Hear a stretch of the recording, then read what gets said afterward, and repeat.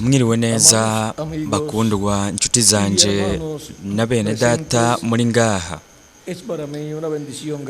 Kuri jewe n'umugisha ukomeye cyane kuba ndi kumwe namwe muri iki kibanza inyuma y'imyaka 21 ibura canke irenga aha muri aka karere muri iki kibanza. Kandi sinzi muri mwebwe uko bangana abari ngaha muri ico gihe. Ni bangahe bari ngaha igihe naza hari mu 70 na kangahe mu 78. Ubu mwaramaze kuba benshi, mwaragwiriye. Kandi sinkekeranya mwaragwiriye muvyara n'abana, sivyo? Rero nimwitegereze, twatanguye kubonana kuri iyo tariki ngaha. Nuko rero nimurabe n'ubu turacyariko turabonana tukiri muri iyi mibiri ipfa. Nitwamara kuronka n'umubiri mushasha, tuzokongera kubonanira ngaha hagati y'iminsi 30 na 40, hanyuma dukomeze tubonana no mu birori by'ubukwe bw'umwagazi w'intama, hanyuma no mu nganji y'imyaka 1000. Mu nyuma tubonane n'ibihe bidashira. Nuko rero twatanguye kubonana kugira ngo tuzokomeze tubonana ibihe vyose, ibihe bidashira. Tugize umuryango umwe kandi n'umuryango wo mwijuru. Abantu bamwe iyo bumvise hariko haravugwa abami, reka tuvuge nko abami bo mu Bwongereza, muri Espagne, muri Ekose, abami bo mu bihugu byose.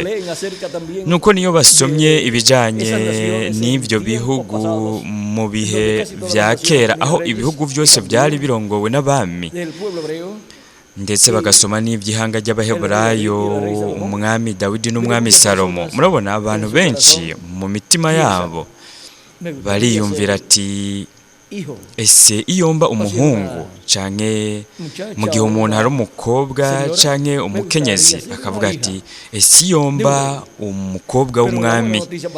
Ariko amakuru meza kuri twebwe twese nuko twebwe turi abana b'umwami. Umwami atari umwami amara igihe gito, kuko ni muri abo bami bose bo barapfuye. Twebwe natwe turabana b'umwami ahoraho, umwami w'abami n'uganza baganza, kugira ngo tuzobane nawe ibihe bidashira, turabami n'abaherezi mu bwami bwiwe bw'ubwiza. Rero ni ikintu kirengeye n'icyo twebwe twoshobora kwibaza cyangwa icyo twoshobora kwifuza mu mitima yacu. Umugisha twebwe dufise urarenze. Ariko turi nk'abantu basanzwe bameze nk'abandi bose, abagabo n'abagore. Twaraje muri iyi mibiri ipfa kuri uyu mubumbe w'isi kugira ngo duce mu ntambuko yo gupimwa. Rero nimurabe twaraje dushika ngaha, kandi ntidusa nk'abami, sivyo? Nta rugori dufise ku mutwe, nta mamiliyoni y'amadolari canke y'amafaranga yo muri Amerika y'Epfo dufise, canke amatongo manini. Ahubwo dufise imibereho yo mu by'ubutunzi isanzwe, bamwe bo mu rugero rw'aboro, abandi mu rugero rugereranye, abandi mu rugero rw'abatunzi. Ndetse dufise n'amashure asanzwe, bamwe bafise amashure make cyane, ariko ivyo ntibibakura mu kibanza muri muco kuba muri abana b'abahungu n'abakobwa b'Imana, abami n'abaherezi bari kumwe na Kristo. Nuko nimwitegereze, twaje kuri uyu mubumbe w'isi kugira ngo dupimwe duce muri iyi ntambuko yo kw'isi. Icyo ni ubuzima, ni ikintu tubamwo rimwe rudende. Ntituzokongera kuba mu mubiri upfa ubora umara igihe gitoya, ariko muri uyu mubiri twarawujemo kugira ngo dupimwe, kandi kugira ngo turi muri iyi mibiri twerekane bivuye mu bugingo bwacu ko dukunda Imana, ko dukunda Kristo, ko tumukorera tutarinze kuraba ko turi muri iyi mibiri ipfa. Turakorera Kristo mu mahigwe, ariko kandi tukamukorera no mu marushwa.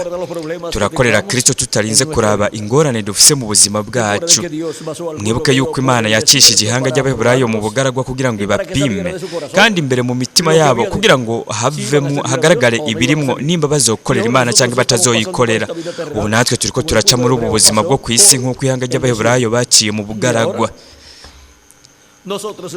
rero twebwe turi kuri iyi si muri iyi mibiri ipfa twerekanye ko dukunda Kristo tukamukorera iminsi yose y'ubuzima bwacu. Muri ivyo tuba turi ko turerekana yuko tumukorera turi muri iyi mibiri ipfa imara igihe gito, kandi ko tuzonamukorera turi mu mubiri uhoraho uhawe ubwiza, kandi ko tuzomukorera n'ibihe bidashira. Rero muri uyu mwanya dufise ikigwa arico cyateguwe na Miguel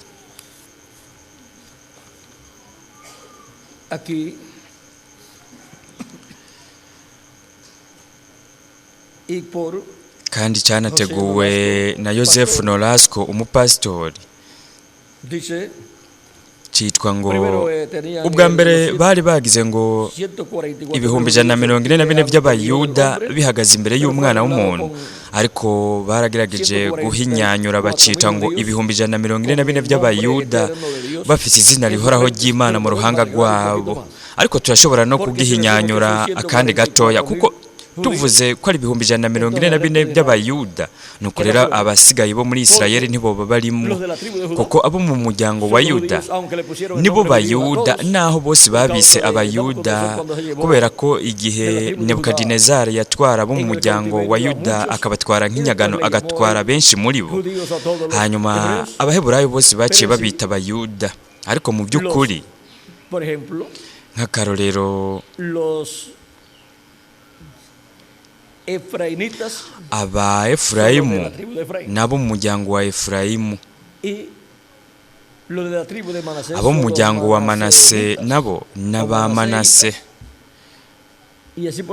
gutyo gutyo. Abo mu muryango wa Benyamini nabo n'aba Benyamini, abo mu muryango wa Yuda nabo nibo Bayuda.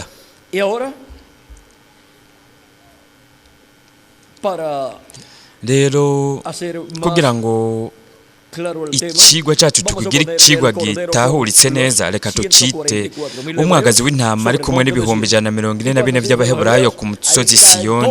Kandi mvuze Abaheburayo aho rero harimo imiryango yose, abo mu miryango yose ya Isirayeli, kandi muri ibyo bihumbi 144 by'Abaheburayo hinjiramo ibihumbi 12 byo muri buri muryango.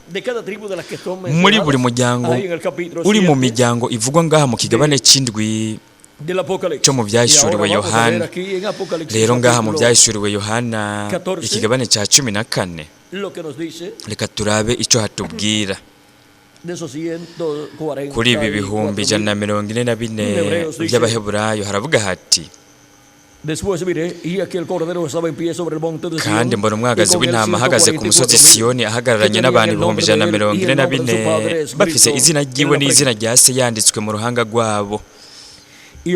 Numva ijwi rivuye mu ijuru nk'iry'amazi menshi asuma, kandi nk'iry'inkuba ituragara cyane, kandi iryo jwi numvise ryari rimeze nk'iry'abacuraranzi bacuraranga inanga zabo, baririmbira indirimbo nsha imbere ya ntebe y'ubwami n'imbere ya bya binyabugingo bine n'ababakuru.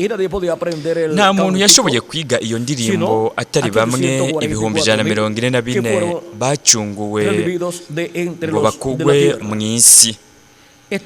Abo nibo batandujwe n'icitwa umugore, kuko babaye nk'inkumi. Abo nibo bakurikira wa mwagazi ahaja hose. Abo bacunguwe mu bantu kugira ngo babe umushuzo ku Mana no kuri wa mwagazi, kandi mu kanwa kabo ntihabonetsemo ikinyoma, nta gasembwa bagira. Kandi mbona umumarayika wundi aguruka yatiriye ijuru afise ubutumwa bwiza butazoshira bwo kubarira ababa ku isi n'amahanga yose n'imiryango yose n'indimi zose n'amoko yose. Avuga n'ijwi rirenga ati, mwubahe Imana muyihimbaze, kuko igihe cy'amateka yayo gishitse. Musenge iyaremye ijuru n'isi n'ikiyaga n'amasoko y'amazi. Ese Imana yoha umugisha ubugingo bwacu bikikije mu ijambo ryayo, ikatwemerera no kuritahura. Ikigwa cyacu muri uyu mwanya ni umwagazi w'intama ari kumwe n'ibihumbi 144 by'Abaheburayo ku musozi Siyoni. Murashobora gufata ibyicaro byanyu.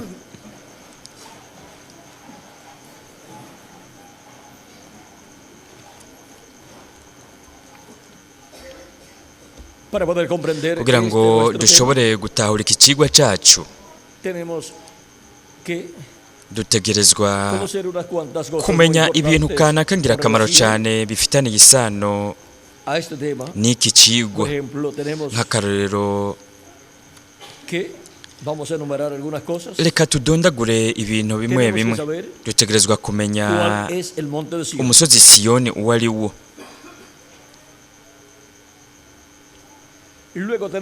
Hanyuma kandi dutegerezwa kumenya ukora umuhamagaro uwo ari we. Dutegerezwa kumenya ibihumbi 144 abari bo. Kandi turakeneye no kumenya n'ibindi bintu kanaka. Ariko ubu reka muri ibi bintu bitatu turabe uwukora umuhamagaro uwo ari we. Mu byahishuriwe Yohana ikigabane cy'indwi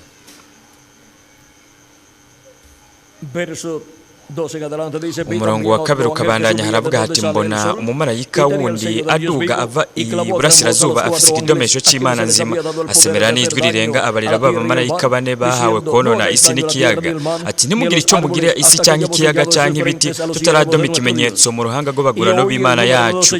Numva igitigiri cy'abadomwe kw'ikimenyetso ngo ni ibihumbi 144 mu miryango yose y'Abisirayeli, abo mu muryango wa Yuda ibihumbi 12, mu muryango wa Rubeni ibihumbi 12, umuryango wa Gadi ibihumbi 12. Nuko aha habandanya hadondagura ibihumbi 12 byashyizweho ikimenyetso muri buri muryango. Turabonye ukora umuhamagaro uwo ari we agahamagara ibihumbi 144 by'Abaheburayo. N'uyu mumarayika aza afise ikidomesho, ikimenyetso cy'Imana nzima. N'umumarayika w'umwami Yesu Kristo asizwe na mpwemu yera. N'umumarayika w'umwami Yesu Kristo afise ikidomesho cy'Imana nzima. Uyu muri we Kristo azari muri mpwemu yera amugaragariyemo jambo. Ijambo riraza rigaragariye mu mubiri w'umuntu kugira ngo jambo ahamagare mu Baheburayo ibihumbi 144 byo muri buri muryango. Rero murabona bahamagarwa kugira ngo babe hehe? Babe ku musozi Siyoni. Aba babonwa ku musozi Siyoni bari kumwe n'umwagazi w'intama. Umwagazi w'intama ni Kristo, ari wahinduka akareka kuba umwagazi w'intama agahinduka intama yo mu muryango wa Yuda. Rero Kristo mu kugaragara kwiwe ku munsi w'iherezo azoba ari ku musozi Siyoni. We yagumye ari ku musozi Siyoni mu ntambwe kujya mu yindi mu gihe ujya mu kindi. Reka turabe umusozi Siyoni uwo ari wo kugira ngo tubone ishusho isesuye neza, ishusho iboneka neza y'ibintu byose biri mu butumwa bwo muri aka kanya. Dusome mu gitabo cy'imirongo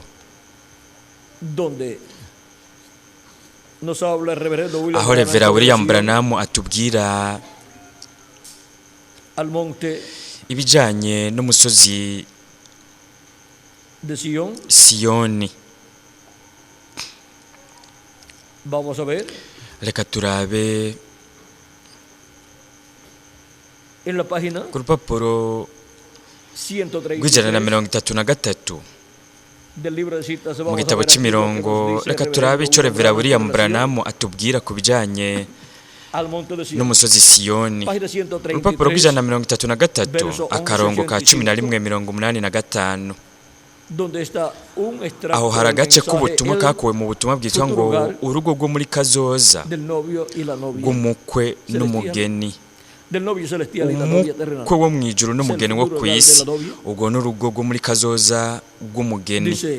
Aravuga ati, n'urugo aho umwami azoba yamaze kuhagira imyanda abakobwa b'i Siyoni.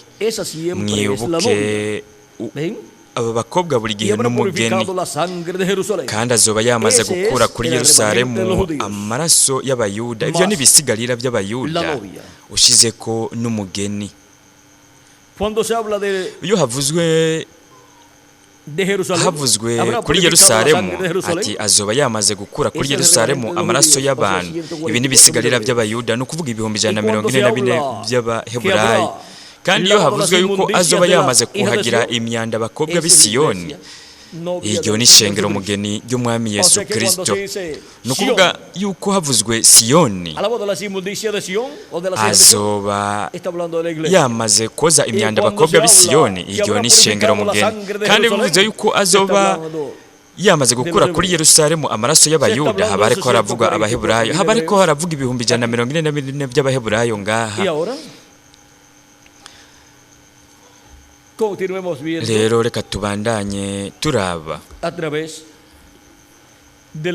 biciye mu vyanditswe, tubandanye turaba ibihwanye na Siyoni.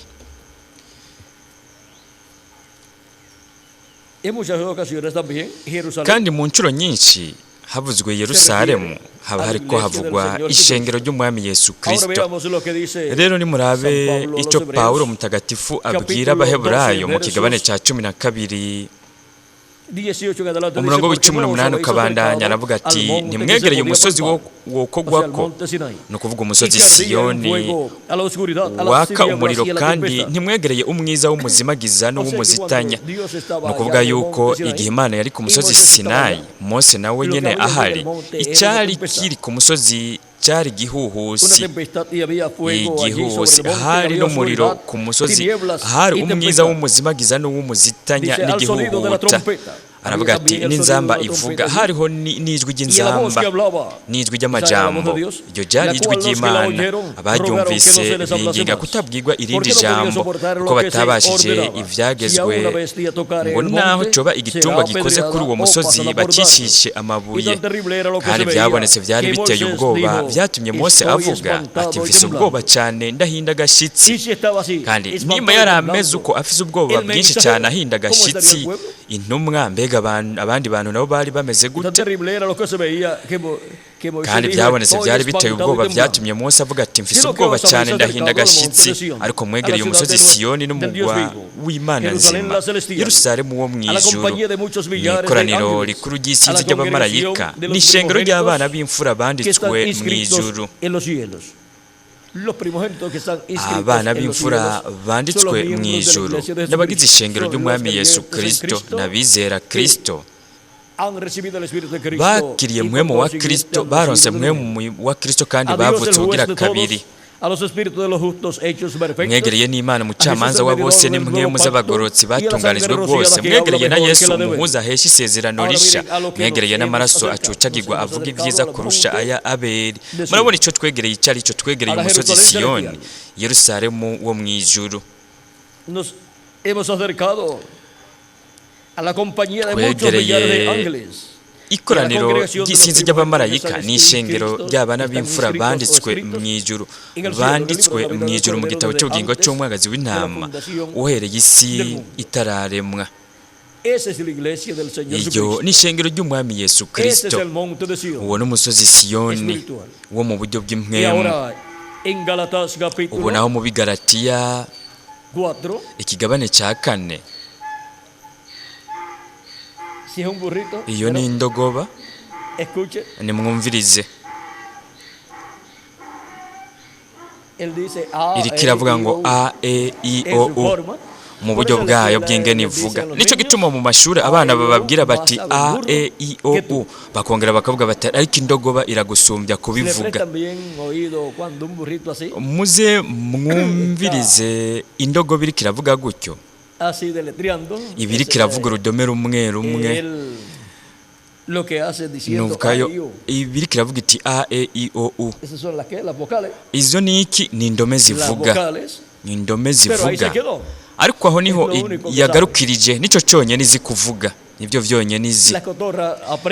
Gasuku ziriga barazigisha, zigaheza zikavuga n'ibindi. Inzoka yaravuga, ariko kubera umuvumo yaciye ihinduka ikiragi. Ariko murabona Imana yaremeye ko hagumaho ibikoko bivuga amajambo amwe nka gasuku n'izitwa perishe n'izindi gasuku nini z'ubundi bwoko cyangwa izindi nyoni ziguruka. Kandi mu bikoko bimwe biravuga ijambo rimwe cyangwa amajambo abiri. Indogoba iravuga aho ivuga indome zivuga, ariko iguma ivuga ivyo igihe cyose, ntitera imbere ngo irenze kuri ivyo. Rero reka turabe ngaha mu Bigalatiya ikigabane cya 4 dukoresha umwanya iyi ndogoba itara. Ibyo byari bigenze uko kugira ngo tuvuge igituma ivyo mu mashure bavuga ngo a e i o u, ariko indogoba iragusumbya kubivuga, naho abigisha bamwe batazi n'igituma babivuga. Ariko ubu mwe mwamaze kumva igituma babivuga ivyo. Reka turabe mu Bigalatiya ikigabane cya 4 umurongo wa 22 ukabandanya, haravuga hati kuko vyanditswe yuko Aburahamu yari afise abahungu babiri, umwe ari uwo ku ncoreke uwundi ari uwo ku mugore bwite. Uwo ku ncoreke ni ukuvuga Ishimayeli yavyawe mu buryo bw'umubiri, uwo ku mugore bwite yavyawe ku bw'isezerano, ni ukuvuga Isaka yavutse ku bw'isezerano biciye muri Sara. Ivyo ni nk'umugani kuko abo bagore ari nk'amasezerano abiri. Umwe ryavuye ku musozi Sinayi rivyara abo kuguma mu buja, iryo ni Hagari. Ku musozi Sinayi niho hatangiwe ivyagezwe. Nuko Hagari n'umusozi Sinayi wo muri Arabiya usobanurwa ngo Yerusalemu wa none, kuko usangiye ubuja n'abana bawo. Ariko Yerusalemu wo hejuru niwo mugore bwite, niwo mama wa twese.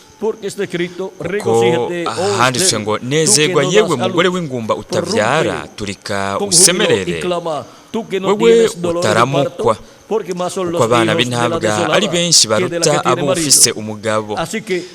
Namwe bene data muri abana b'isezerano nk'uko Isaka yarari. Ariko nk'uko ico gihe wavyawe mu buryo bw'umubiri yahama wavyawe mu buryo bwa mpwemu, nanone niko biri. Mbega ivyanditswe bivuga iki? Bitirukana incoreke n'umwana wayo, kuko umwana w'incoreke atazoraganwa n'umwana w'umugore bwite. Nuko rero bene data, nituri abana b'incoreke turaba wa mugore bwite. Rero nimurabe ingene muri iki kigereranyo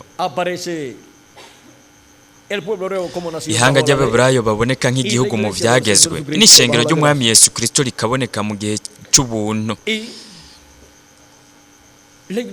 Kandi ishengero ry'Umwami Yesu Kristo nk'uko twabisomye mu Baheburayo ikigabane cya 12 umurongo wa 20 kabandanya, rishushanijwe muri Siyoni. Ubu naho reka turabe ivyo tubwirwa n'umuvugishwa n'Imana Yesaya. Ariko aratubwira mu kigabane cya 59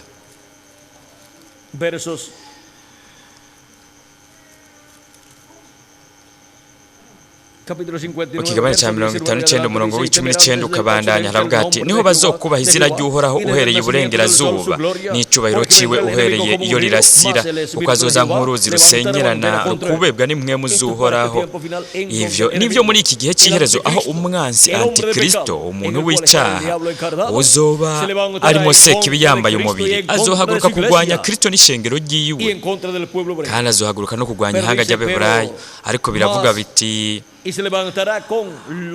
umubi azohaguruka ari kumwe n'ingabo z'abami 10 bazoha ubutware n'ububasha bwabo igikoko, ariko mwe mu w'ihoraho azohagurutsa ibendera kumugwanya. Kandi umucunguzi azoza i Siyoni, kuba umubaya kubo bateye ibitugu ibicumuro, niko Uhoraho agize. Nanje ngira isezerano nsezeranye nabo, niko Uhoraho agize. Mwemu yanje iri kuri wewe n'amajambo yanje nshize mu kanwa kawe, bizova mu kanwa kawe canke mu kanwa k'abuzukuru bawe canke abuzukuruza bawe, uhereye none ugashitse ibihe bidashira, niko Uhoraho agize. ubu naho reka turabe ibyo Pawulo mutagatifu adusigurira mu Baroma ikigabane cya 11 ku bijyanye n'iki gisomwa. Muri icyo gisomwa bivuga yuko umucunguzi azoza i Siyoni, umucunguzi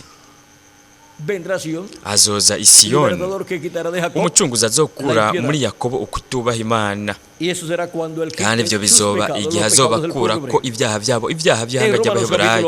Mu Baroma ikigabane cya 11 mu murongo wa 25 kabandanya aratubwira afatiye kuri iki gisomwa cyo muri Yesaya, aravuga ati bene data, si ngombwa ko mutamenya iri banga, mwoye kwiyita abanyabwenge. Ni yuko habaye gukomantaza imitima y'Abisirayeli, ariko si bose gushitsa aho igitigiri gikwiye cy'abanyamahanga kizokwinjirira mu ishengero. Nivyaba bityo Abisirayeli bose bazokizwa nk'uko handitswe, ngo Siyoni hazova umurongozi. None umurokozi w'ihanga ry'Abaheburayo azova hehe? Siyoni ariryo shengero ry'Umwami Yesu Kristo. Siyoni yo muri Isirayeli mu majambo yo mu buryo bw'impwemu ishushanya ishengero rya Yesu Kristo. Siyoni hazova umurokozi azokura muri Yakobo ukutubaha Imana, kandi n'iryo sezerano nsezeranye nabo, aho nzobakurira kw'ivyaha, ku vy'ubutumwa bwiza n'abansi ku bwanyu, ariko ku vy'ugutoranya kw'Imana n'abakundwa ku bwa basekuruza, kuko ingabire z'Imana no guhamagara kwayo itavyicuza. Kandi ngaho 144 by'Abaheburayo bazohamagarwa begeranywa, bazoronka imbabazi ibyaha byabo, kandi bazoshigwa ko ikimenyetso cy'idomesho cy'Imana nzima. Gutyo niko bazoba bashize ko ikimenyetso mu ruhanga rwabo, kandi bazoronka guhishurirwa kw'izina rihoraho ry'Imana n'izina rishya ry'Umwami Yesu Kristo, izina ry'Umwagazi w'intama. Nico gituma bivugwa ko umumarayika aza kugira ngo ahamagare 144 by'Abaheburayo, akabishira ko ikimenyetso cy'Imana nzima, abishira ko ikimenyetso mu ruhanga. Ibyo biri mu byahishuriwe Yohana ikigabane cy'indwi umurongo wa 2 ukabandanya, no mu byahishuriwe Yohana ikigabane cya 14 baboneka bamaze kuba bari ku musozi Siyoni, bahashize ko ikimenyetso mu ruhanga, baboneka bafite izina ry'Umwagazi w'intama n'izina rya Se ryanditswe mu ruhanga rwabo, kandi baririmba indirimbo nsha. Nuko rero nimurabe ibi navyo biri ngaha, haravuga hati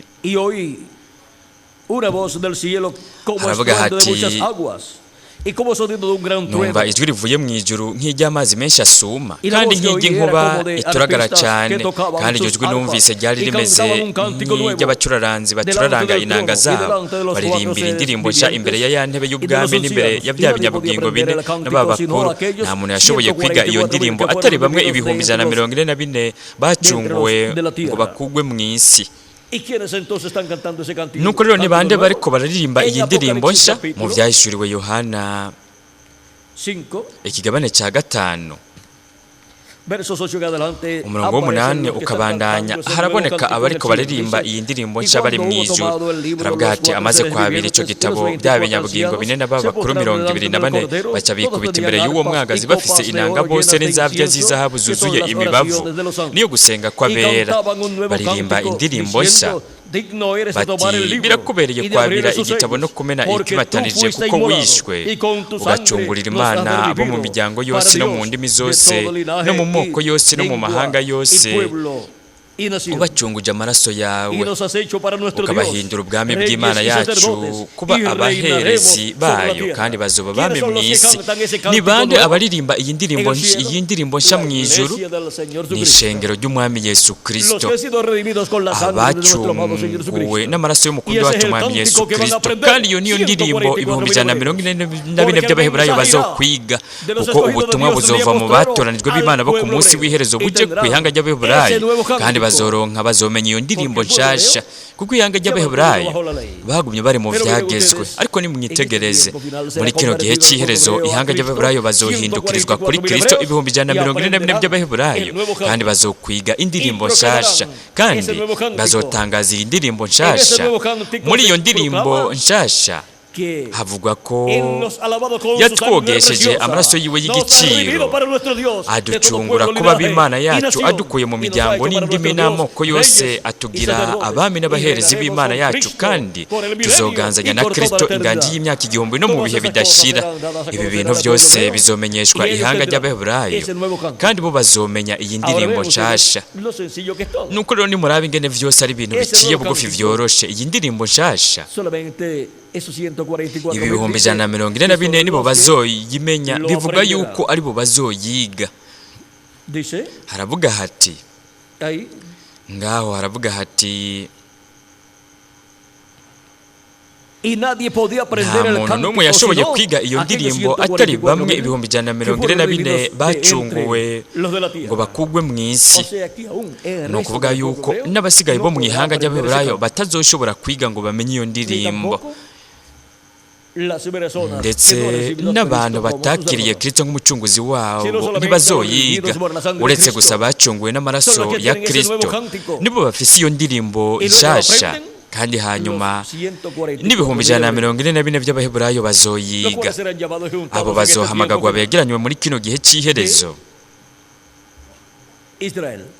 bo muri Isirayeli bo mu ihanga ry'Abaheburayo ryose 12,000 byo muri buri muryango.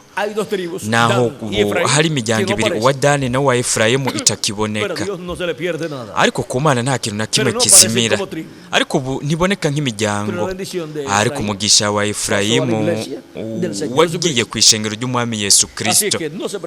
Rero ntimuhagarike imitima, kuko ishengero ry'Umwami Yesu Kristo rizoba ririko riraba hagati mu ihanga ry'Abaheburayo, kandi kubera ko rifise umugisha w'ubufura w'ubusamuragwa ari wo washizwe kuri Efurayimu, ishengero ry'Umwami Yesu Kristo abacunguwe n'amaraso ya Kristo nibo bazoba bafise ikibanza gikomeye hejuru cyane mu ihanga ry'Abaheburayo.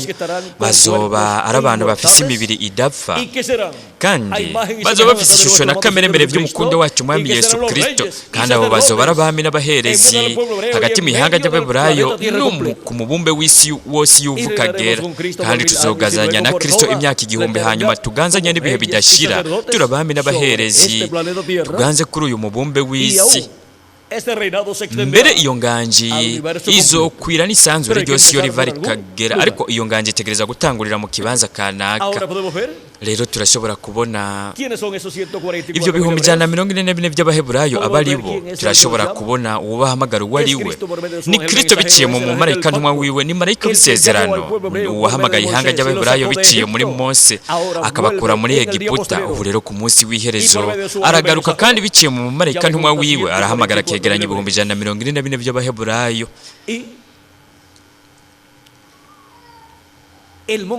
Kandi umusozi Siyoni twabonye ko ari ishengero ry'Umwami Yesu Kristo.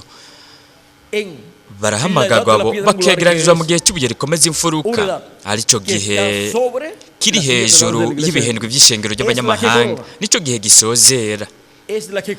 Nico gisozera ibyo bihendwi, nico gisozera umubiri w'ibanga wa Kristo, kuko igihe cy'ubuye rikomeza imfuruka ni igihe cy'ukuza kwa kabiri kwa Kristo, ni igihe cy'izahabu cy'ishengero rya Yesu Kristo.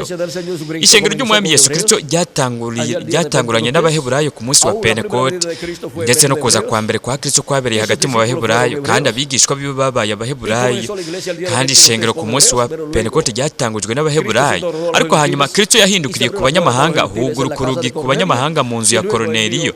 Hanyuma Kristo arungika Paulo ku banyamahanga muri Aziya ntoya. Murabona, Imana yatanguye guhamagara no kwegeranya ibihumbi by'abantu bo mu banyamahanga, naho bamwe bari Abaheburayo, ariko igice kinini bari abanyamahanga.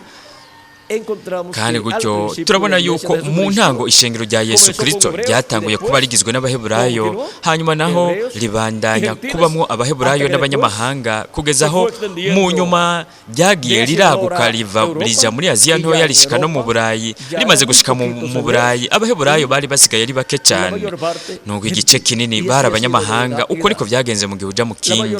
Igice kinini ryari rigizwe n'abanyamahanga mu gihe uja mu kindi. Igihe cyari kiri kirimo Abaheburayo benshi mu bihindwi cyabaye igihe cya mbere, kandi imbere y'igihe cya mbere naho cyabaye igihe cy'abigishwa, abo bose ryari rigizwe n'Abaheburayo gusa. Hanyuma ishengero rimaze guca muri izi ntambuko ndwi, aho hahamagariwe mu banyamahanga abantu bitirirwa izina ry'Imana ndetse n'abo mu Baheburayo, kuko ishengero rigizwe n'abanyamahanga n'Abaheburayo. Rero ubonaho mu gihe cy'iherezo, igihe cy'ibuye rikomeza imfuruka, aricyo kitari mu gihe na kimwe cyo mu bihindwi by'ishengero ry'abanyamahanga, aricyo cyuguruka kigashyikirizwa muri Amerika Latine na Karayibe. Nuko Imana igahamagara abatoranije bo mu gihe cy'ibuye rikomeza imfuruka mu Banyamerika Latine na Karayibe. Icyo gihe murabona ni igihe cy'abanyamahanga n'Abaheburayo, kandi mu banyamahanga abahamagarwa bakegeranywa bagashyirwa mu gihe cy'ibuye rikomeza imfuruka. Benshi muri bo bafise inkomoko z'Abaheburayo, kuko Abanyamerika Latine, nko mu bihugu byose byo muri Amerika Latine huzuyemo Abaheburayo. Byatumye no guhamwa kwabaye mu binjana byarenganye, kandi baje muri Amerika Latine na Karayibe ibihumbi cyangwa amamiliyoni y'Abaheburayo. Hanyuma bamwe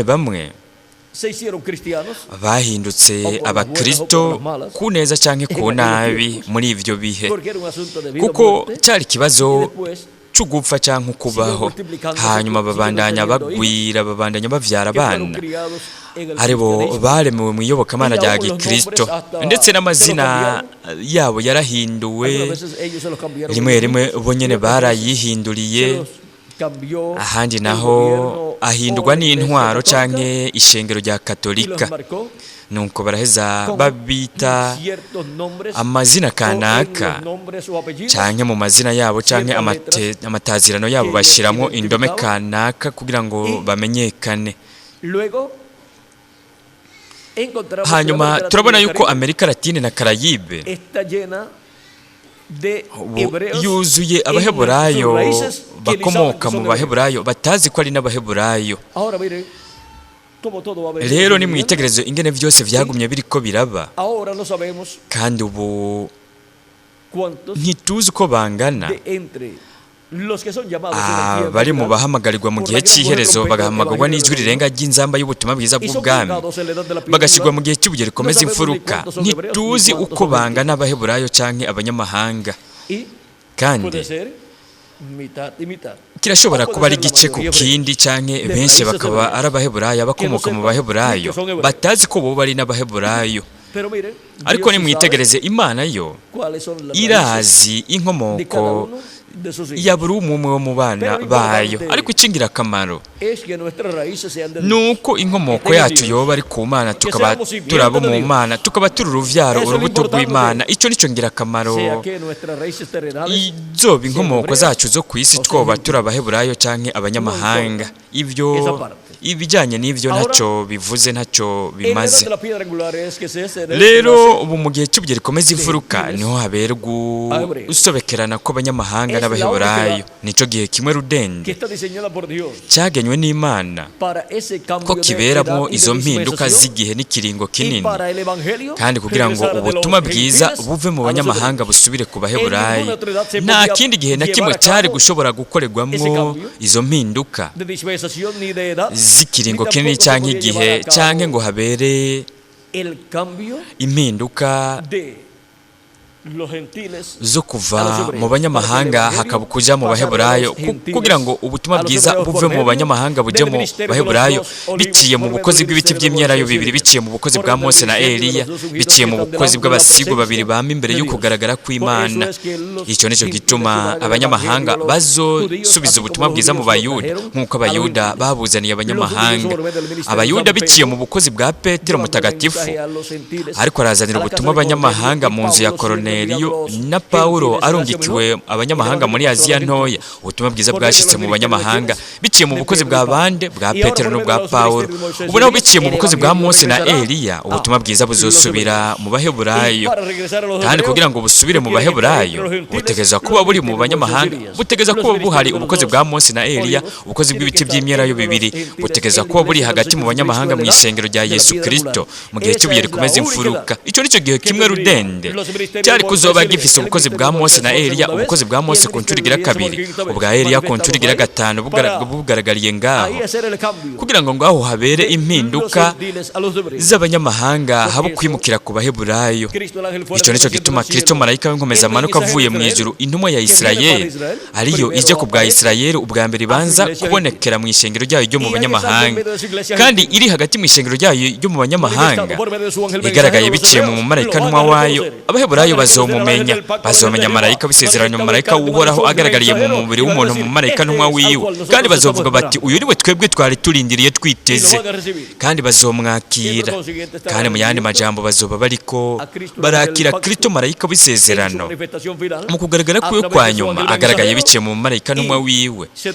Kandi ubutumwa bw'inkuru nziza buzosubira mu ihanga ry'Abaheburayo, ubutumwa bwiza bw'ubwami, nk'uko abanyamahanga bazaniye, nk'uko Abaheburayo bazaniye ubutumwa bw'ubuntu abanyamahanga nabo ubutumwa bw'ubwami nibo bazobujana mu gihe mu Baheburayo. Ni mu gihe cy'ubuye rikomeza imfuruka, aho impinduka zibera, ugutangura kw'ikiringo gishasha bugatangura n'ubutumwa bushasha bw'ikiringo kinini, kugira ngo ubuje mu ihanga ry'Abaheburayo bumaze kumara igihe mu banyamahanga, buri kumwe n'ishengero ry'Umwami Yesu Kristo ariryo riduga mu gihe cy'ubuye rikomeza imfuruka. Rero turashobora kubona ko biciye mu bukozi bwa Mose na Eliya aribwo buzotuma ubutumwa bwiza buja ku ihanga ry'Abaheburayo, kandi buzova mu banyamahanga buje mu Baheburayo.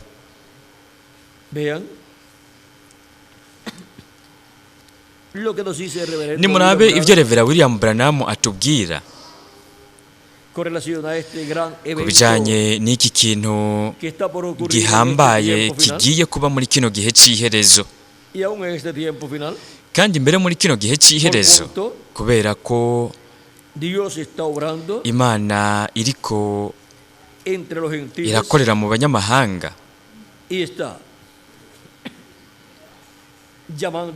kandi kabiri kirahamagara yegeranya abatoranijwe bayo. Mu bitaba uyu muhamagaro hazobamwo igitigiri kinini cy'Abaheburayo, abantu mu nkomoko zabo ari Abaheburayo, kandi ntituzi uko bashobora kungana. Bashobora gushika 50%, 60%, 70% canke 90%. Mbere igitigiri cyabo gishobora no kurenga. Nuko rero nimurabe ku rupapuro rwa 30 mu gitabo cy'imirongo, mu gitabo cy'ibihe by'ishengero munyihanganire, haravuga ati mbega none n'iryari ubutumwa bwiza buzosubira mu Bayuda, n'igihe hazoba harangiye ikiringo kinini cy'abanyamahanga, no kuvuga igihe hazoba harangiye ikiringo cy'ubuntu. Ubutumwa bwiza buriteguriye gusubira mu Bayuda. Iyaba nari nshoboye gusa kubabwira ikintu kigiye kuba kuri uyu munsi wacu, icyo kintu kizoshitsa no kubiri mu byahishuriwe Yohana 11, bya byabona bibiri, bavugishwa n'Imana babiri, Mose na Eliya, bazoba bariko barasubiza ubutumwa bwiza bundi bushasha mu Bayuda. Ninde azosubiza ubutumwa bundi bushasha mu Bayuda? Ni Mose na Eliya, ibiti by'imyelayo bibiri. Icyo nicyo gituma abantu ibihumbi n'ibihumbi, abavuga butumwa ibihumbi n'ibihumbi bagerageje kujyana ubutumwa bwiza mu Baheburayo ntibabishobore, ntibigeze banabumviriza. Ihanga ry'Abaheburayo nk'igihugu ntibigeze bumviriza. Na Petero mutagatifu yaragerageje ntibamwakira. Na Pawulo mutagatifu nawe yaragerageje, nawe ntibamwakira. Mbere na Yesu nawe murabona yaje hagati mu ihanga ry'Abaheburayo baramwanga. Ariko muri kino gihe cy'iherezo niho Imana yasezeranye humura amaso yo mu buryo bw'impwemu ihanga ry'Abaheburayo, uruhumyi rwo mu buryo bw'impwemu ruzokugwaho. Kandi icyo ni gitangaza Imana izokora, ikore kuri Isirayeli. Isirayeli ariyo yagumye ihumye mu buryo bw'impwemu izoronka igitangaza kivuye ku Mana, kandi Imana izobaha amaso yo kubona igitangaza, izohumura amaso yabo yo mu buryo bw'impwemu ibaha amaso yo kubona. Mbega ivyo bisigura iki ngo izobaha amaso yo kubona? Amaso ashushanya abavugishwa, abantu bafise amayerekwa babona kure. Izobaha amaso abiri yo kubona, izobaha Mose na Eliya, kandi hamwe n'ayo maso abiri Isirayeli ego cyane izobona neza umugambi wose w'Imana. Kandi ayo n'amaso n'inyonga z'imbeya z'umuriro, inyonga z'umwana w'umuntu zisa n'imbeya z'umuriro.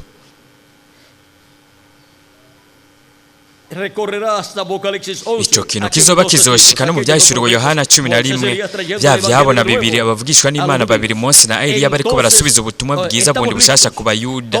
Turiteguye, byose biri mu rutonde, biri ku rutonde.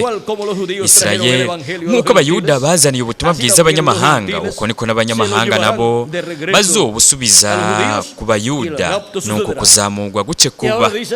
Rero haravuga ati nk'uko Abayuda bazaniye ubutumwa bwiza abanyamahanga, Abayuda abo bari Petero na Paulo mutagatifu, biciye mu Bayuda babiri ubutumwa bwiza bwarashitse ku banyamahanga. Ubu naho biciye muri Mose na Eliya, ubutumwa bwiza buzova mu banyamahanga buje mu Baheburayo, kuko Mose na Eliya ibiti by'imyelayo bibiri ubwa mbere bazoba bari hagati mu ishengero ry'Umwami Yesu Kristo mu kibanza cyahera cyane, kuko mu kibanza cyahera cyane c'ingoro yubatswe na Mose n'ingoro yubatswe na Salomo, abakerubi babiri b'izahabu niho bari, kandi niho hari n'abakerubi babiri b'imbaho z'umwelayo batwikirije zahabu, abamarayika babajwe n'umwami Salomo. Kandi mu gihe cy'ubuye rikomeza imfuruka niho ubukozi bw'ibiti by'imyelayo bibiri bwa Mose na Eliya buzoba bugaragariye, kugira ngo hanyuma burangije igikorwa mu banyamahanga mu gihe cy'ubuye rikomeza imfuruka mu ishengero rya Yesu Kristo.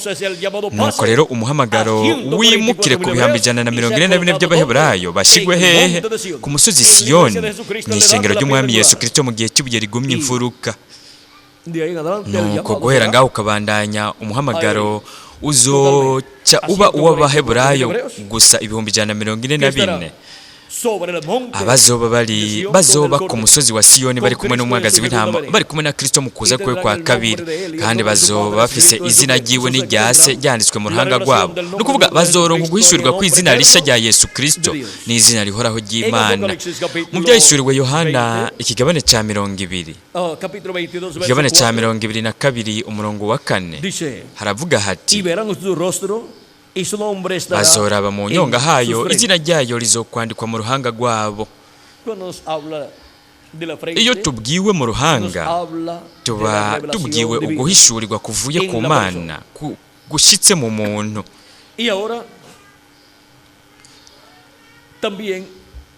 Kandi byongeye no mu byahishuriwe Yohana ikigabane ca 2 umurongo wa 17 turahafise isezerano rihabwa uwunesha, ahavuga hati, nzomuha ibuye ryera ryanditswe ko izina risha atanumwe arizi uretse uzorihabwa. Kandi ibuye ryera rije no kuza kwa kabiri kwa Kristo aza afise izina rishasha, kandi ubunesha azoba ari ku isi akazorironka akakira Kristo mu kuza kwe kwa kabiri, amwakira afise izina rishasha, kandi uwo niwe aronka iryo buye ryera. Ahabwa ukuza kwa kabiri kwa Kristo afise izina rishasha, kandi uwo niwe umwe rudenda azotahura azomenya iryo zina rishasha ryanditswe kuri iryo buye ryera, ryanditswe mu kuza kwa kabiri kwa Kristo. No mu byahishuriwe Yohana ikigabane ca 3 umurongo wa 12 haratubwira ati, unesha nzomugira inkingi yo mu rusengero rw'Imana yanje, kandi ntazosohoka ukundi. Nanjye nzomwandika ku izina ry'Imana yanje n'iryo mugwa w'Imana yanje, niwe Yerusalemu mushya wururuka uvuye mu ijuru ku Mana yanje, kandi nzomwandika ku izina ryanje risha. Rero muri iki gisomwa Kristo araja kure cyane gusumba aho aba yagarukiye mu byahishuriwe Yohana 2:17 kuko hatanga umuco mwinshi ufitaniye isano n'ibyo azokorera ubunesha wazoha ibuye ryera ririko izina rishasha. Rero ahavuga ko azomwandika ko izina ry'Imana yacu n'izina ry'umugabo w'Imana yacu hamwe n'izina rishasha ryiwe.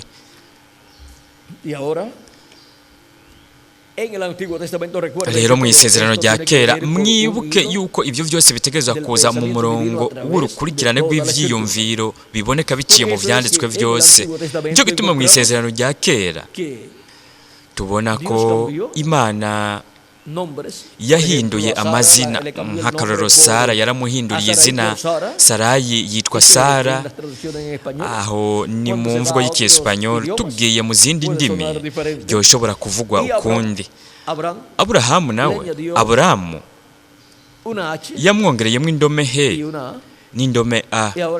Nuko rero Aburahamu ririmwo indome he n'indome a, no kuvuga harimwo indome a zitatu n'indome he, no kuvuga hongewemo indome he n'indome a, kandi ibyo byatumye izina rihinduka. Yakobo yarahinduriwe izina yitwa Isirayeli igihe yaronka intsinzi anesheje umumarayika ariko aranigana nawe akanesha. Yarahinduriwe izina, umumarayika yaramuhinduriye izina, marayika w'uhoraho, marayika w'isezerano. Hanyuma turabona Petero ariwe nawe yahinduriwe izina yitwa Simoni. Kristo yaramuhinduriye izina amwita Petero.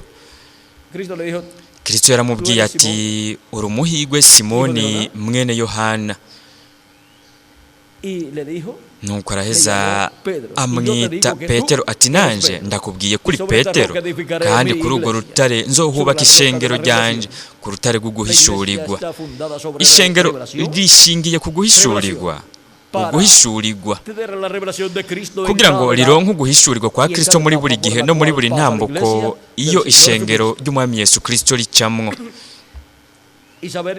Kandi kumenya, gutahurirwa, gusobanukirwa Kristo uwo ari we muri buri gihe agaragaye mu gihe uja mu kindi. Rero Sawuli w'i Tarusi igihe yakira Kristo nk'umucunguzi wiwe, amaze kubona ibyo yaboneye mu nzira aje i Damasiko akakira Kristo nk'umucunguzi wiwe, izina ryiwe ryarahindutse areka kuba Sawuli aba Paulo. Rero turashobora kubona ingene izi mpinduka z'amazina zabaye bitumwe n'intsinzi abantu baba baronse.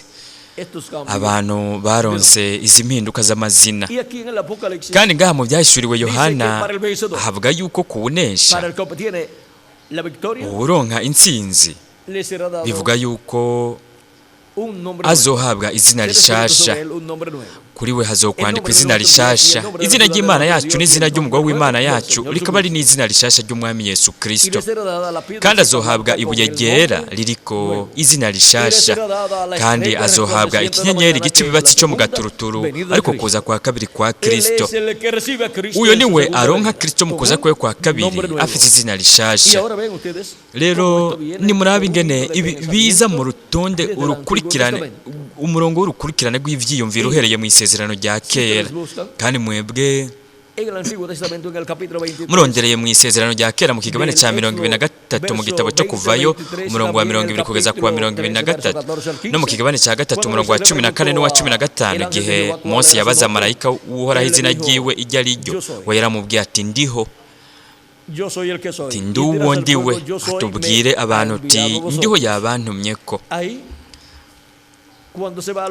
Aho tugiye mu nkomoko y'iryo zina ni indome zine z'indagi arizo ye, no kuvuga iy'ikigiriki, indome he, indome we hamwe n'indome he. Izo ndome zine z'indagi nizo marayika w'uhoraho yabwiye Mose azimubwira nk'izina ryiwe. Hanyuma mu gitabo cyo Kuvayo kigabane cya 23 umurongo wa kigabane cya 23 umurongo wa 20 hariko haravuga kuri marayika w'uhoraho. Imana iravuga iti iravuga ikintu ngirakamaro cyane ngaho aricyo tutoshobora kwirengagiza. Iravuga iti hengira ntume umumarayika imbere yanyu abazigame mu nzira bashikane aho nateguye, muze mumwubahe mumwumvire, ntimuze mumugararize kuko atazobaharira ibicumuro byanyu, kuko izina ryanjye riri muri we. Ariko nimwamwumvira by'ukuri mugakora ibyo nzovuga byose, nanjye nzoba umwansi w'abansi banyu, nzoba umugwanizi w'ababagwanya. Kuko umumarayika wanjye azoja imbere yanyu gushitsa no mu Bamori no mu Baheti no mu Baferizi no mu Banyakanani no mu Bahiwi no mu Bayebusi, nanjye nzogenda ndabarandura. Rero murabona ingene izina ry'Imana riri muri marayika wayo. Nicyo gituma marayika w'Uhoraho igihe Mose yamubaza izina ryiwe ryo, we yamuhaye izi ndome zine z'indagi ye, ariyo ye, indome he, we hamwe na he. Kandi gutyo uko niko Mose yaronswe guhishurirwa. Mose yarumvise ingene ryavugwa, nuko Mose yari afise ubwo bumenyi kubera ko yari umuvugishwa w'ikiringo kinini. Yarungitswe kugira ngo abohore ihanga ry'Abaheburayo, arungitswe nandi arungitswe n'inkingi y'umuriro, marayika w'isezerano, marayika w'Uhoraho, ari we biciye muri Mose yigaragaje agakora ukuvayo kw'ihanga ry'Abaheburayo. Rero uyu marayika w'isezerano igihe yigira umubiri yamenyekanye ku izina rya Yesu, kandi Yesu yaravuze ati naje mu izina rya Data. Kandi we yavuze ko ibintu yakora yabikora mu izina rya Se. Kandi igihe kimwe yaravuze ati Data shimagiza izina ryawe. Imana iravuga iti ndarishimagize kandi nzokongera kurishimagiza. Ibyo biri nko mu kigabane cya 12 umurongo wa 28 muri Yohana mutagatifu. Ati ndarishimagije. Imana yararishimagije mu kuza kwa mbere kwa Kristo, kandi iti nzokongera kurishimagiza. Ivyo bizoba mu kuza kwa kabiri kwa Kristo, kandi iryo rizoba ari izina rihoraho ry'Imana, rikaba ari n'izina rishasha ry'Umwami Yesu Kristo. Hariho nyene ni mu kigabane cya 12 umurongo wa 28 muri Yohana. Igihe Yesu yavuga aya majambo, Imana yaciye ivugira mu ijuru iti ndarishimagije kandi nzokongera kurishimagiza. Abantu benshi baca bavuga bati umumarayika aravuganye nawe, abandi atoya wari umuturagaro. Kristo nawe aravuga ati iri jwi ntirije ku bwanje ariko rije ku bwanyu. Rero murabona ingene ku munsi w'iherezo izina rihoraho ry'Imana rizoshimagizwa, izina rishya ry'Umwami Yesu Kristo rizoshimagizwa. Mu kuza kwa marayika w'isezerano, marayika w'Uhoraho ku munsi w'iherezo mu gihe cy'ubuye rigumye imfuruka. Kandi ibintu Kristo ari muri mpwemu yera azoba ariko arakora, ariko abikora mu izina rihoraho ry'Imana. Kandi icyo nicyo gituma tuzogenda turabona yuko byose bizoguma biriko birahinduka ukuri nk'uko byasezeranye mu byanditswe. Ni igikorwa cy'Imana gikorwa mu izina ryayo rihoraho, rikaba ari n'izina rishya ry'Umwami Yesu Kristo. Rero ntitwoshobora kubandanya turiko turavuga kuri ibi bintu kuko umwanya uriko uratujana, uriko uraduherana. Kandi byongeye two kwisanga twinjiye cyane mu buryo bwimbitse muri iki cigwa. Ariko nimwitegereze mu ngandi y'imyaka 1000, iri zina rihoraho ry'Imana ni izina rishya ry'Umwami Yesu Kristo rizoba ririko ririgishwa, kandi abantu bazoronka ubumenyi bw'izina rihoraho ry'Imana. Kandi kuri uwo munsi uhoraho hazoba umwe, n'izina ry'iwe rizomenyekana ko ari rimwe. Biri muri Zekariya ikigabane cya kangahe? Ikigabane cya 2 umurongo wa 14, mu kigabane cya 14 nko ku murongo w'8 kugeza ku w'9. Rero ni kubera ko bivuga yuko uhoraho azomenyekana ko ari umwe, n'izina ryiwe rikamenyekana ko ari rimwe, kandi ko azoganza isi yose. Kandi iyo bivuzwe yuko uhoraho azoganza isi yose, wazoba ari Yesu Kristo ari nk'umwami aganje isi yose. Rero izina uhoraho, murabona iyo havuzwe izina ry'uhoraho Yehova, ni indome zine z'indagi. Ibitegerezwa kwandikwa ni ye, no kuvuga iy'ikigiriki, indome he, indome we hamwe n'indome he. ariko muri izo ndome zine z'indagi barongeyemo izindi ndome nk'akarorero ye bayongeye ko e bongera ko na o, nuko bakavuga bati yeho canke jeo, kuko je mu kiespanyolo iranavugwa nka ye. Hanyuma murabona ye bayongeye ko e, he nayo bayongera ko o, nuko bakavuga bati yeho. Hanyuma kuri we naho ni nka u zibiri kandi ikaba ari nka v zibiri, aho bashize ko indome a inyuma ya u zibiri, ya v zibiri, bagaca bavuga bati Yehova handitswe v zibiri. Hanyuma naho barakuramo imwe muri izo v, risigara ari Yehova, canke barana rivuga ngo Yahwe, gutyo mu buryo butandukanye batanguye kuza barashiramo indome kugira ngo izo ndome zine z'indagi zishobore kuvugwa.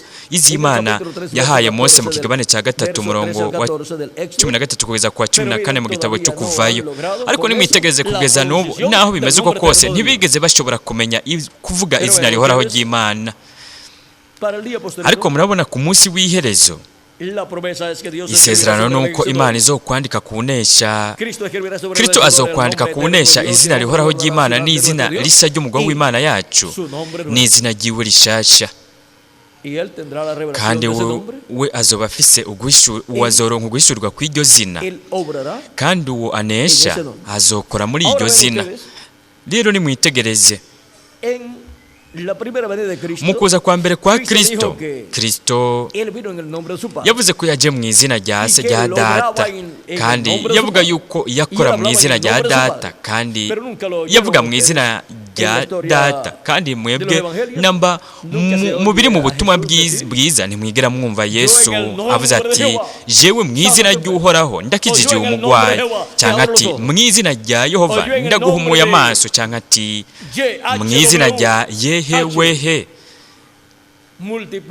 ndagwijije iyi mikate y'imitsima n'izi mfi.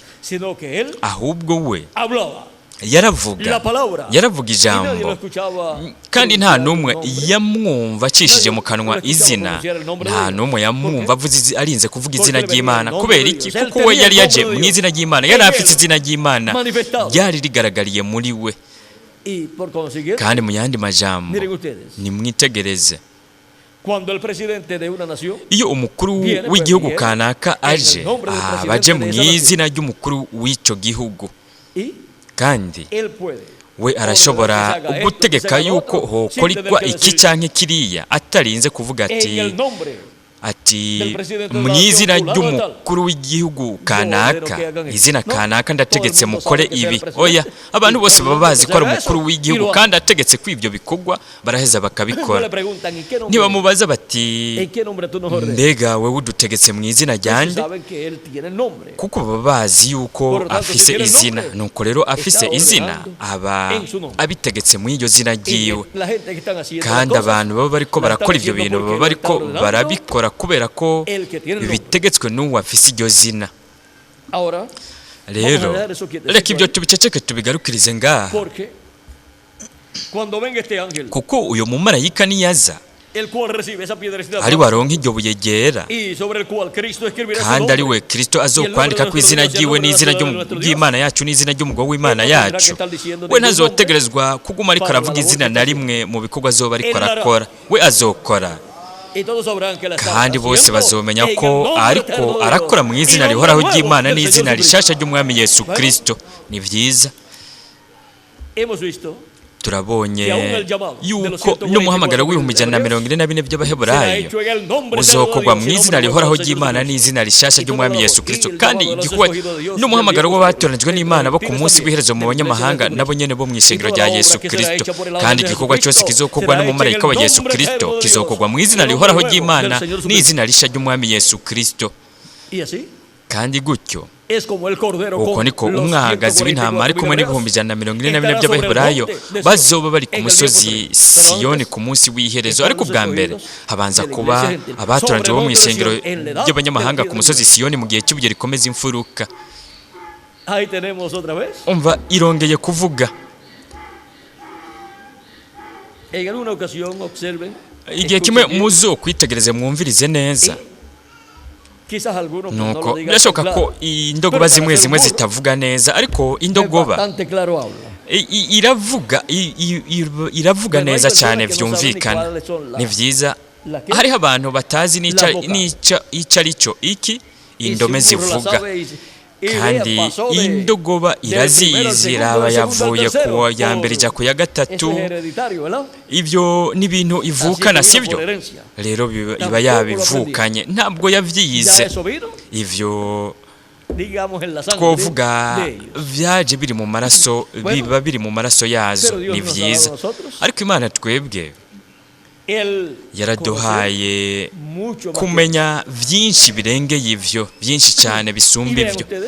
Kandi nimwitegereze abanyabwenge bakomeye mu by'iyobokamana, mu by'amadini, bagumye bagerageza kuvuga izi ndome zine z'indagi, indome zine gusa, ntibigeze babishobora. Ntibigeze bashobora kuzivuga ngo zumvikana nk'uko Imana yabibwiye umuvugishwa n'Imana Mose, kugira ngo izina rihoraho ry'Imana rishobore kuvugwa. Ni byiza. Ubushakashatsi bwo mu madini ariyo teolojiya bumaze imyaka ibihumbi n'ibihumbi. Indome zine gusa zonyine ntibigeze bashobora kuzivuga neza. Ariko muri kino gihe cy'iherezo, kimwe mu bintu bizoba biri mu guhishurwa kuza mu kuza kwa kabiri kwa Kristo n'izo ndome zine zirimo, n'izo ndome zizivugisha. Reka ibyo tubiceceke tubigarukirize ngaho, kuko igihe cyarenganye. Imana ibampera umugisha mwese, Imana ibarinde kandi bazigame, ibabungabunge, kandi vuba huzura igitigiri cy'abatoranijwe n'Imana. Nuko vuba bapfuye bizeye Kristo bazuke, natwe bariho turi bazima duhindurwe, nuko twese tujyane na Kristo mu birori by'ubukwe bw'umwagazi w'intama mu ijuru. Ndabisabye mu izina rihoraho ry'Umwami Yesu Kristo. Amen kandi amen. Kandi ukwizera kwacu gushinzwe muri Kristo, tuzoshika mu mubiri mushasha, tuzoronka umubiri mushasha uhoraho, uwo yadusezeraniye twese. Ukwizera kwacu gushinze imizi muri Kristo marayika w'isezerano. Ukwizera tugushinze kuri Kristo marayika w'isezerano, tuzoronka ibyo yasezeranye byose, ibyo yadusezeraniye muri kino gihe cy'iherezo, mu gihe cy'ubugiye rikomeza imfuruka n'ikiringo kinini cy'ubwami. Nimwitegereze ingene muri Amerika Latine na Karayibe twagenewe umugisha ukomeye cyane w'ishengero rya Yesu Kristo, umugisha uza ku ishengero rya Yesu Kristo. Intambuko y'ubwiza cyane gusumba izindi ntambuko zose. Kandi muri uko kugaragara ko muri Amerika Latine na Karayibe, Imana izo kwiyegurira iyo ngoro, Kristo azokwegurira iyo ngoro y'Imana, Imana kugira ngo Imana yibemo mu mwuzuro wayo wose, ibe mu ishengero ryayo. Ni byiza, reka ibyo tubiceceke tubigarukirize ngaha, kuko nimba Imana izo kwigaragaza mu mwuzuro wayo wose, hari umuntu azotegereza kuba ariko arahakorera ngaho. Kristo ari muri mwemu yera ategereza kuba ariko arakora biciye mu muntu. Rero nuko ukuvugira abantu ntikuzoba kiriko kirakura mu ijuru, kuko mu ijuru azoba yarangiza igikorwa cyo kuvugira abantu. Rero ku isi mu ishengero ry'iwe, aho niho hazova umugisha cyangwa igihano cy'Imana. Umugisha uza kubiremwa abantu cyangwa ibihano vy'Imana, imivumo bizovugwa, nuko hazova guhishurirwa kuvuye mu ijuru ku ntebe y'Imana kuze ku ishengero rya Yesu Kristo. Nuko aho ko guhishurirwa kw'Imana kuzomenyekana, kumenyeshwe ibiremwa abantu.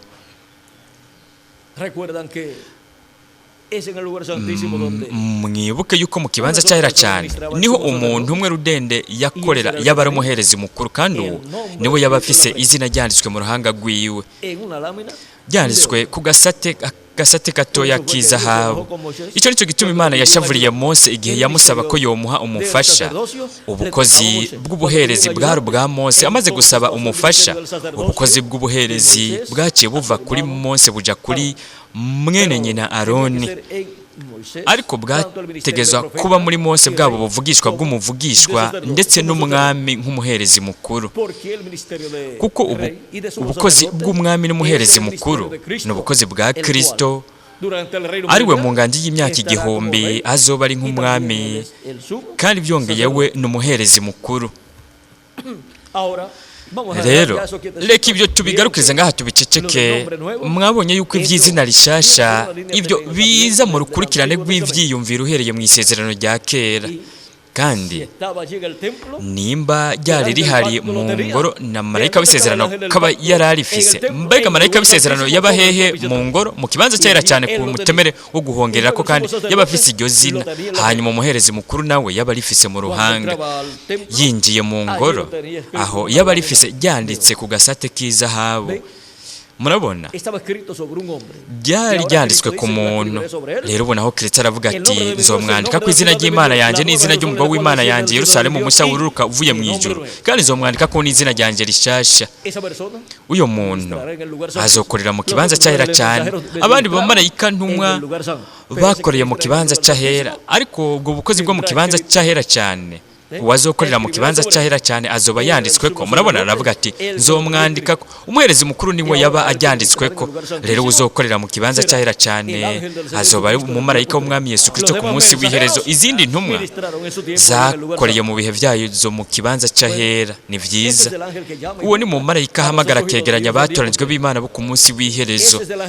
Uwo ni mu marayika aza mu izina rihoraho ry'Imana kugira ngo akore igikorwa cya Kristo, kandi Kristo biciye muri uyu akora igikorwa ciwe giwanye n'umunsi w'iherezo.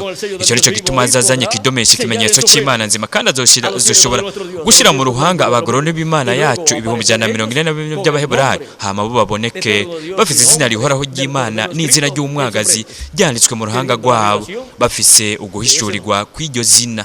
Ni vyiza, twamaze kubona n'ibindi, ariko hariho n'ibindi bintu byinshi cyane.